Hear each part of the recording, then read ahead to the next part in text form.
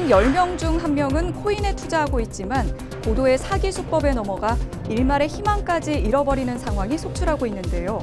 날로 진화하는 코인 사기 유형과 정부, 국회, 법원 등의 대응을 알아봅니다. 부모님이 돌아가신 후 유산을 나눠야 하는데 지적장애 형제가 있다면 어떡할까요?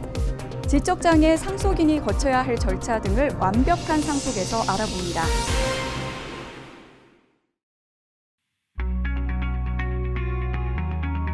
시청자 여러분 안녕하십니까? 4월 26일 로포커스 시작하겠습니다. 국내 코인 투자 인구가 600만 명에 이른다는 조사 결과가 있습니다.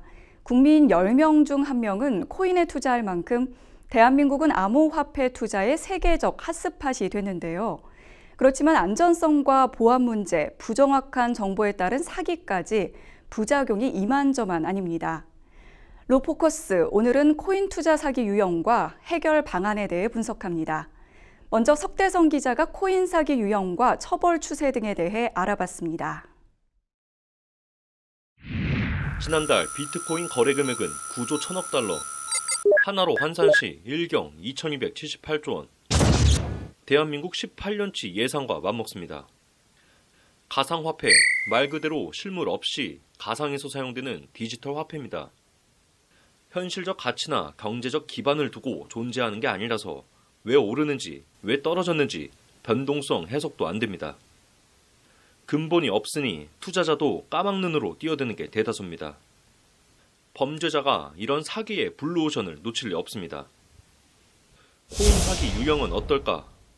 법조계와 수사, 금융당국은 코로나 전후로 추세를 나눕니다. 국내 코인 거래는 10여 년 전 코빗이라는 거래소가 세워지면서 시작됐는데 등장과 동시에 다단계 유사수신 업계에선 새로운 상품으로 각광받습니다.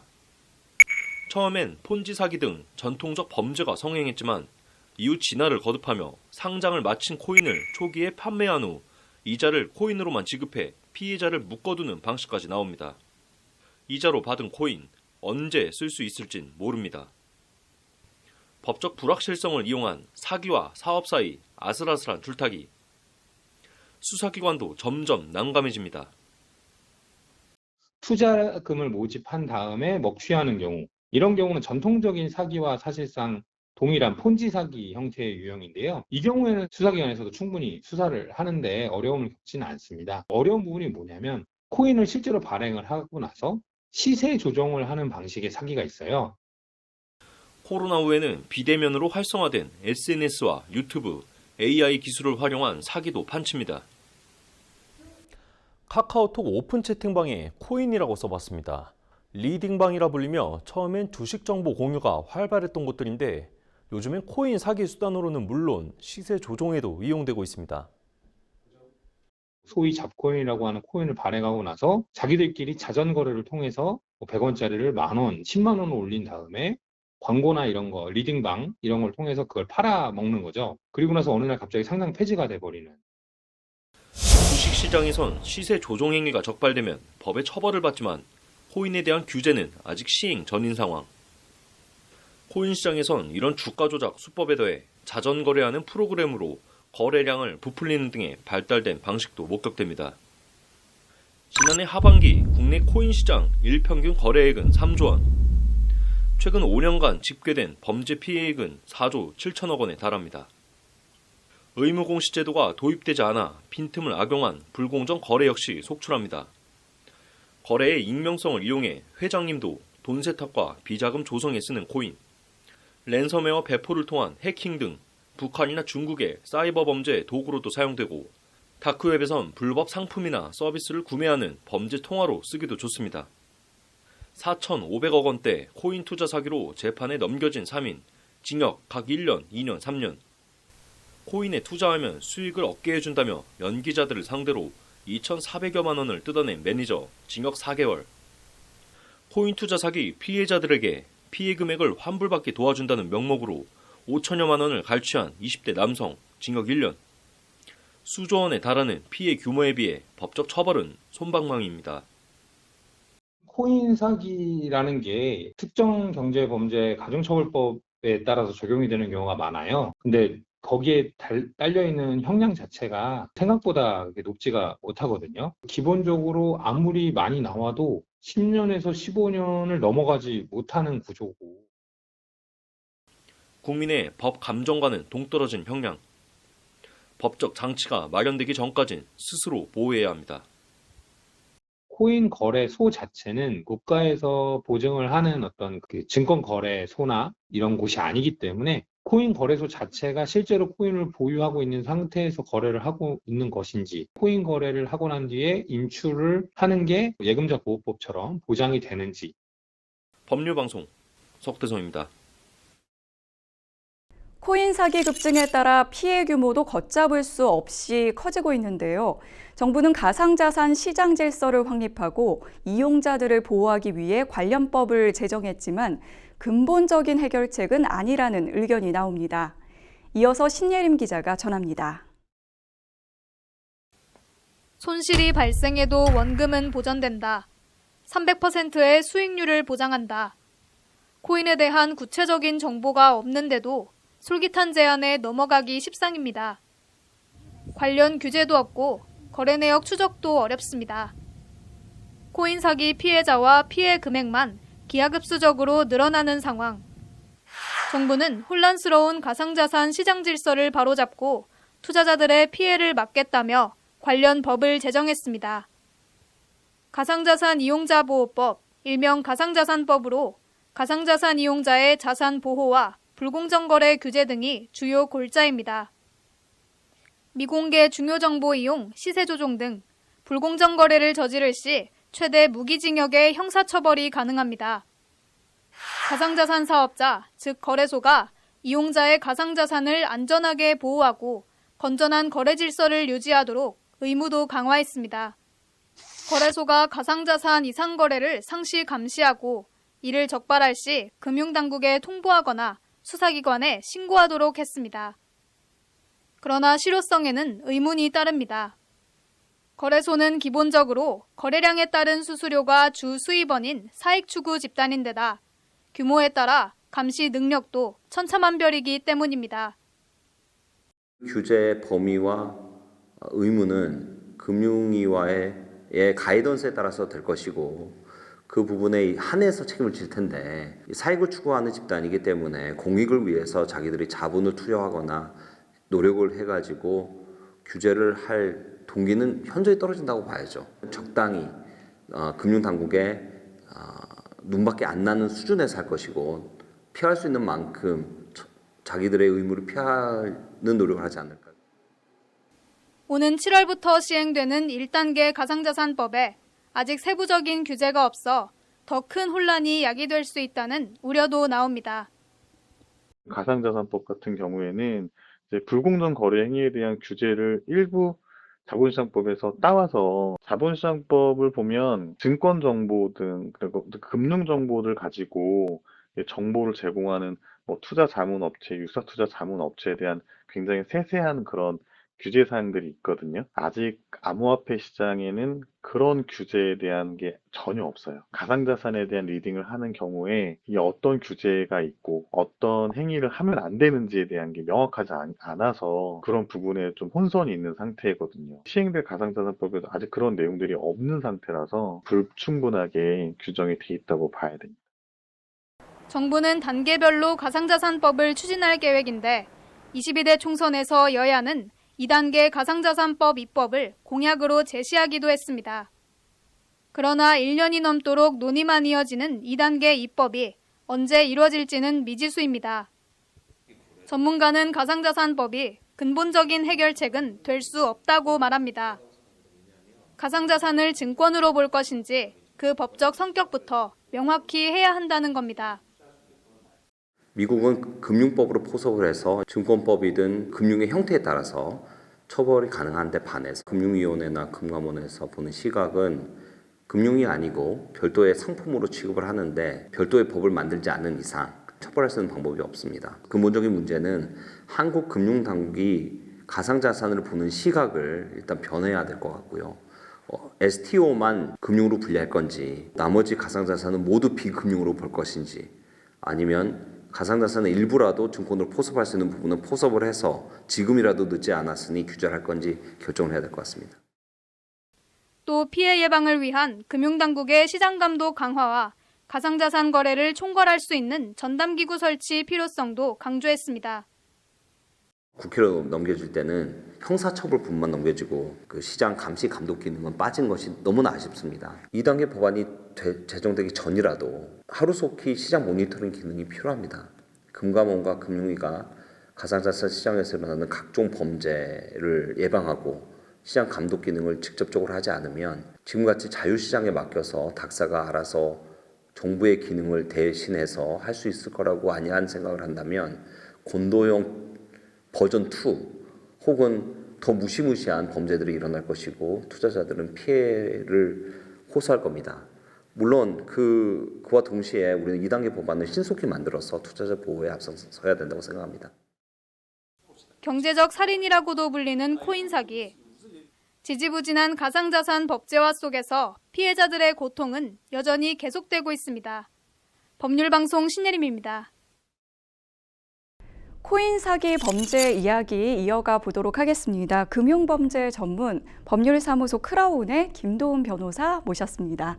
안녕하세요. 안녕하십니까. 네, 저희 코인 사기가 굉장히 지금 횡행하고 있다 이런 이야기를 했는데 범죄에 대한 최근 판례 경향은 어떤가요? 원래 2010년도 뭐 초반 정도 이 코인이 일반인들한테 좀 알려지기 시작한 시점에는 사실은 법원에서도 이걸 뭘로 봐야 될지 잘 몰랐어요. 법적 네. 성격이나 이게 뭐 재물로 인정할 수 있느냐, 과세할 수 있느냐 이런 부분에 대해서 어떤 법 적용에 대한 이론이나 그런 실무가 정립이 되지 않았었는데 이후에 현재까지 이른 사이에 코인과 관련한 여러 범죄들도 너무 많았고 그런 것들이 이제 수사랑 재판 결과가 축적이 되면서 지금은 어느 정도 그 관련된 법이 조금 정립이 된 상태입니다. 코인을 지금 뭐 법률적으로 재물로 보지는 않고 재산상 이익으로 봐가지고 뭐 네. 어떤 배임죄나 사기죄나 이런 거를 적용을 하고는 있고요. 판례가 지금 처벌하고 있는 그 구체적인 죄명들을 보면은 사기죄 또 그리고 코인 관련해서 투자를 모집하는 과정에서 또 발생할 수 있는 범죄인 뭐 방문판매법 위반 그리고 유사수신법 이런 것들로 좀 처벌은 되고 있습니다. 네, 최근 이제 잇따라 터지고 있는 금융증권 범죄를 보면은 이게 실제 이제 처벌이랑 이제 그 국민들의 약간 법 감정 사이에는 좀 괴리가 있는 것 같다 이런 지적이 나오고 있어요. 네. 어떻게 보시나요? 아무래도 경제 범죄가 다른 종류의 범죄들에 비해서는 형량이 낮다는 생각을 조금 국민들이 할 수 있을 것 같아요. 그리고 조금 더 가까운 서민들의 느끼기에 피부로 느끼는 어떤 경제 범죄들을 보면은 뭐 몇 억 단위 이런 한 5억까지는 1억에 징역 1년 정도가 비례해서 올라가거든요. 그래서 피해금의 5억까지는 징역 한 4년 정도까지 범위에서 처벌이 되고 네. 근데 5억이 넘어가면은 5억에서 한 50억까지는 또 징역 4년에서 6년 그리고 50억에서 300억까지는 6년에서 8년.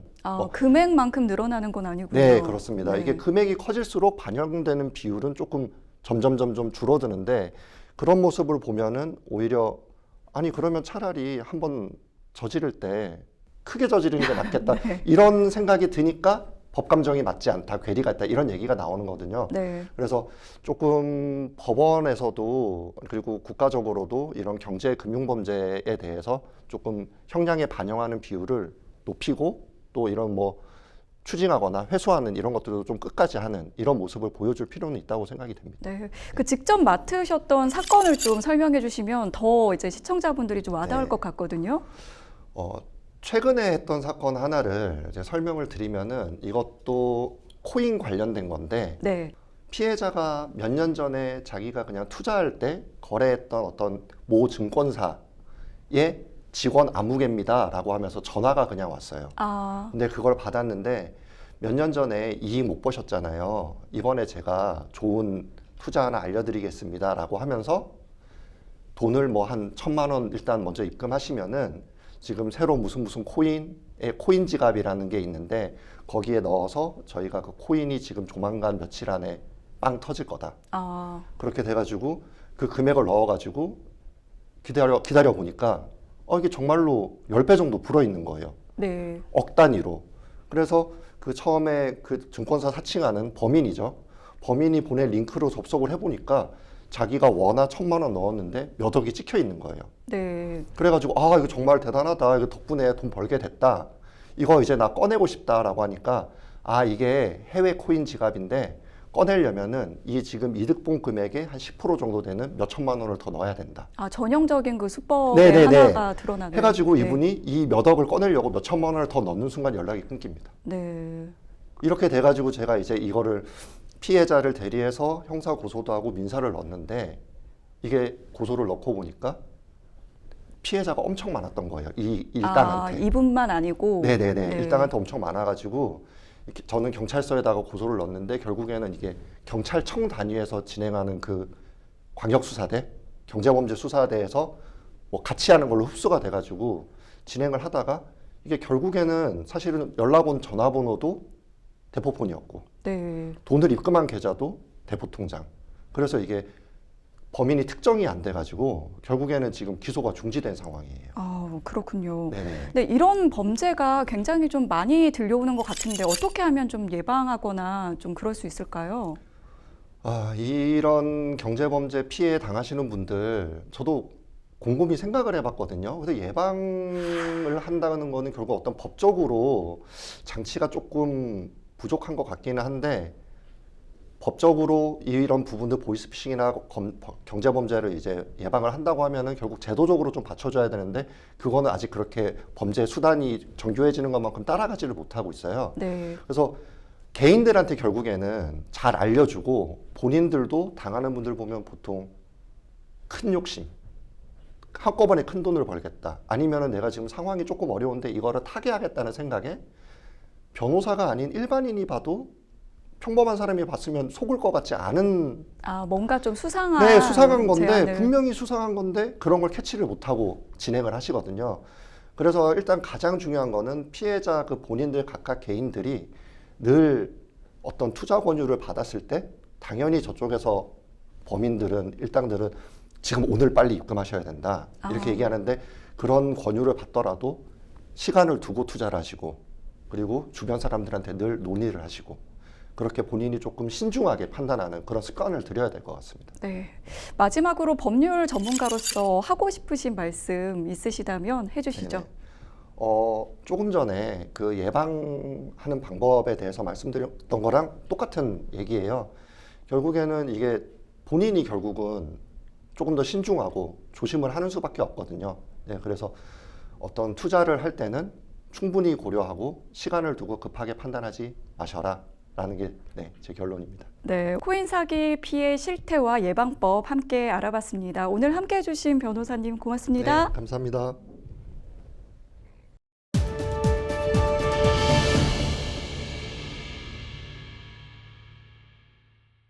한 주간 눈여겨볼 만한 판결을 소개해드리는 시간입니다.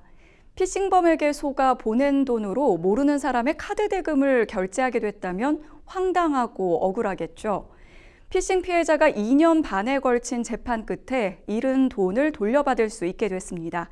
이 주의 판결 신예림 기자가 전합니다. 2021년 10월 자녀로부터 한 통의 문자를 받게 된 A씨. 휴대폰 액정이 깨져서 수리가 필요하다는 자녀의 말에 따라 특정 인터넷 사이트에 접속했습니다. 그러나 문자를 보낸 이는 A씨의 자녀를 사칭한 피싱범이었고 A씨의 은행 계좌번호와 비밀번호 등이 유출됐습니다. A씨의 휴대폰에 원격 조정 프로그램까지 설치한 피싱범은 B씨의 가상계좌로 100만 원을 송금했습니다.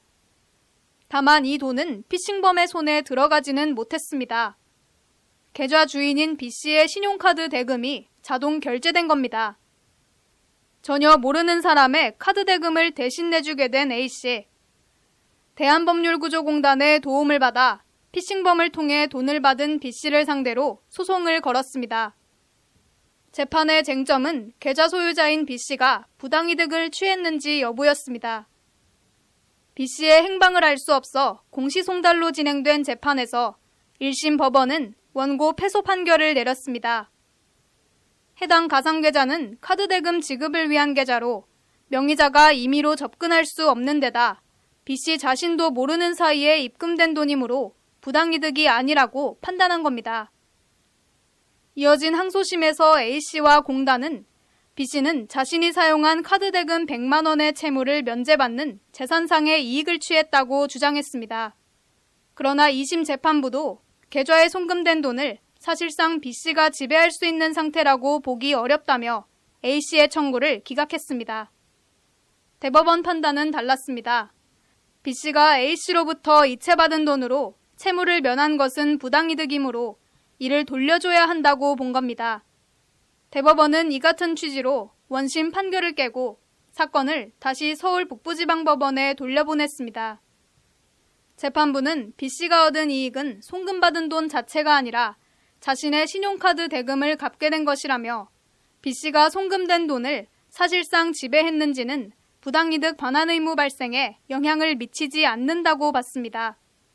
그러면서 원심 판결이 대법원 판례에 상반되는 판단을 했다고 짚었습니다. 2년 6개월에 걸친 재판 끝에 A씨는 잃은 돈 100만 원을 되찾을 기회를 얻었습니다. 다만 여전히 B씨의 소재가 불분명해 실제 강제 집행까지는 다소 시간이 걸릴 예정입니다. 사건이 공시송달로 진행됐기 때문에 아마 재산 명시를 통해서는 확인이 어려울 수가 있고 이후에 재산조회를 통해서 법원에서 명의자에 대해서 재산이 있는지 여부를 확인을 하는 절차를 직접 거치게 되거든요. 그래갖고서는 부동산이 있다라고 확인이 되면은 뭐 경매 절차를 한다거나 아니면은 뭐 은행 예금 채권이라던가 이런 게 있다라고 한다면은 채권남용 및 추심명령 절차를 통해서 피해자의 그 피해 회복을 위한 절차를 진행할 예정입니다. 법률방송 신예림입니다.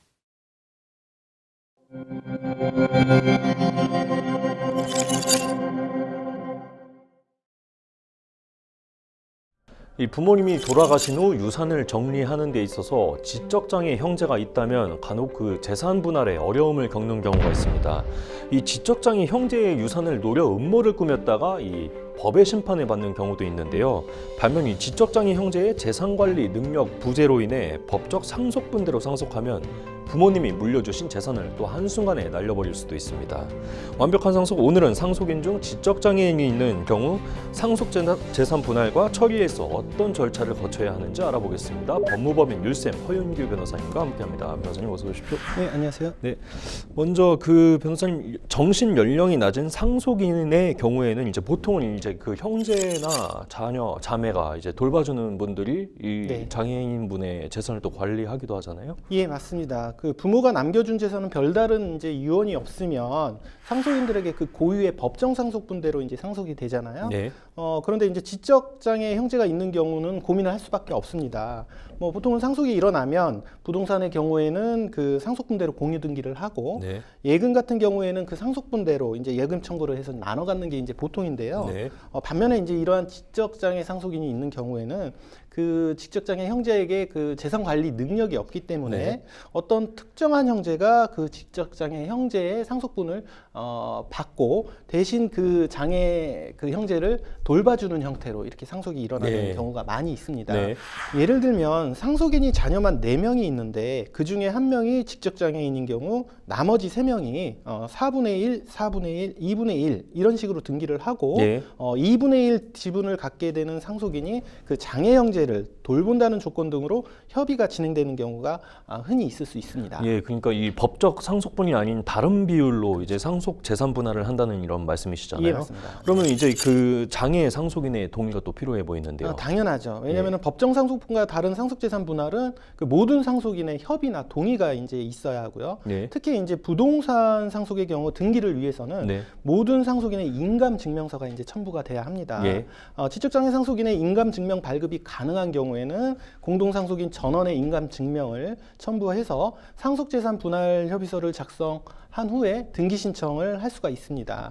다만 그 지적장애인에게 이제 실제로 의사 능력이 없을 경우의 정도라면 예. 그래서 누군가가 이러한 협의가 무효라고 주장하는 경우에는 그러한 협의가 무효가 될 수 있는 가능성이 있다는 점을 좀 주의하셔야 될 것 같습니다. 예, 방금 그 상당히 네. 중요한 말씀 해주셨는데 이 상속인이 지적 장애가 있어가지고 이제 의사 능력이 없거나 네, 아니면 네. 뭐 인감 증명 발급이 어렵다 이럴 때는 네. 좀 어떻게 해야 될까요? 뭐 그런 경우에는 뭐 어쩔 수 없이 결국 후견 제도라는 걸 이용할 수밖에 없습니다. 후견 제도요. 네네. 네. 후견을 신청을 하고 법원에 의해서 지정된 그 후견인을 통해서 상속재산 분할 협의를 진행할 수밖에 없는 거죠. 예, 그 법원이 지정한 이 후견인을 통해서 이제 의사 능력이 없는 당사자의 재산을 이제 관리를 하는 걸 말씀하시는 거죠. 그렇습니다. 근데 이 후견인은 보통 이제 형제나 자매 이분들 중에 이제 한 분으로 이제 선정을 하는 걸로 알고 있는데요. 예, 맞습니다. 뭐 후견인 지정을 위해서는 법원에 후견 신청을 해야 하는데 네.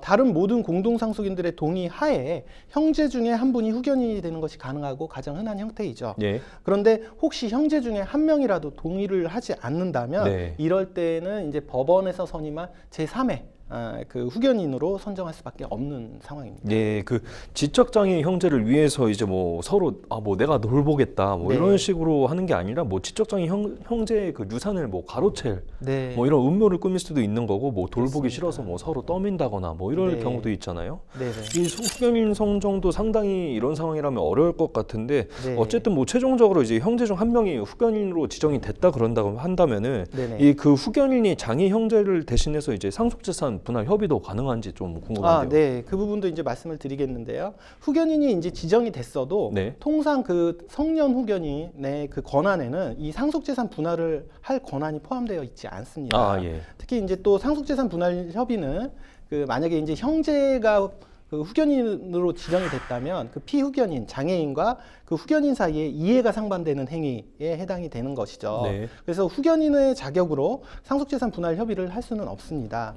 이때에는 후견인이 별도로 또 가정법원에 특별 대리인 선임 신청을 해서 법원에 의해서 새롭게 선임된 특별 대리인이 상속재산 분할 협의를 진행해야 합니다. 네, 이거는 그 특별 대리인. 예, 그렇습니다. 이거는 이제 민법 921조의 이해상반 행위 때문에 네. 그렇게 할 수밖에 없는 것입니다. 네, 그 장애 형제를 대신해서 이제 후견인은 될 수 있지만 네. 또 상속재산 분할 때는 제3자 방금 말씀하신 특별 대리인이 대리인. 또 이제 예. 필요하다 이런 말씀을 해주셨고 네. 혹시 이 특별 대리인을 뭐 다른 형제가 뭐 매수하거나 네. 뭐 이래갖고 이제 뭐 그럴 수도 있을 것 같은데 네. 특별 대리인은 뭐 아무런 제한 없이 뭐 할 수 있는 건가요? 네, 이제 후견인도 지정됐다가 또 상속재산 분할 협의를 위한 제3의 이제 특별 대리인이 선임이 됐으면 이제 네. 그 대리인이 마음대로 이렇게 할 수 있는 거 아니냐 이렇게 생각하실 수 있지만 네. 저희 법제도는 그렇게 돼 있지 않고요. 특별 대리인은 선임해도 상속재산 분할 협의에 관한 그 법원의 실질적인 허가 심판이 필요합니다. 예. 쉽게 말씀드려서 그 피후견인의 이익을 두텁게 이제 보호하기 위해서 그 협의 내용에 대해서 법원이 이제 관여를 하는 것이죠. 네.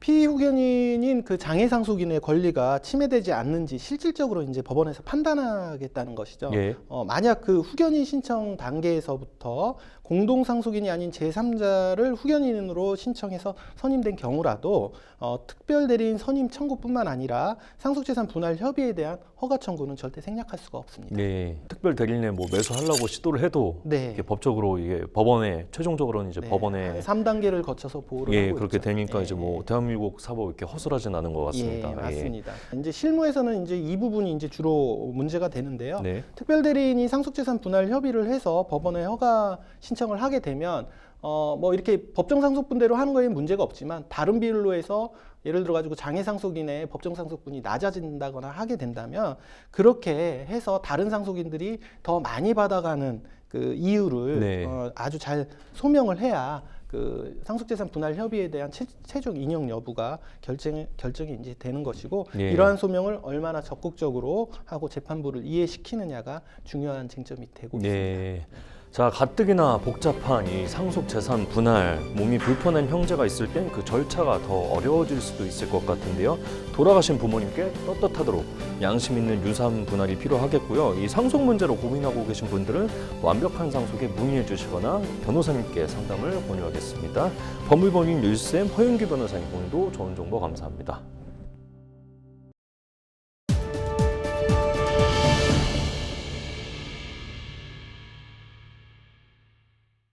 이번 주 로포커스는 여기까지입니다. 다음 주에는 더 좋은 소식으로 찾아뵙겠습니다. 고맙습니다.